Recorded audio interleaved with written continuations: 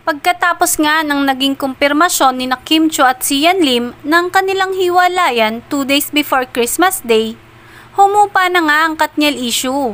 Kaya pasok na sa banga ang Kim C na kahit ilang buwan ng pinag-uusapan ay nito lang tumiming ng pag-anunsyo. Sa ngayon ay todo-todo ang promo ng Linlang teleserye TV version. Buhay na buhay ang mga fans na umaasang may namamagitan sa mga bida nitong sina Kim at Paolo Avellino.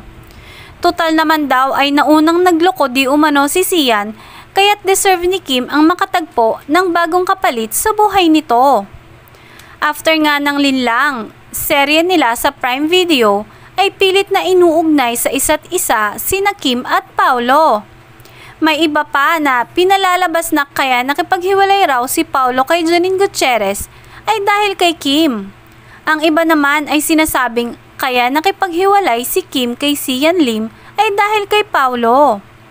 Ngayon pa nga lang ay inaabangan na kung kailan yun magsisimula.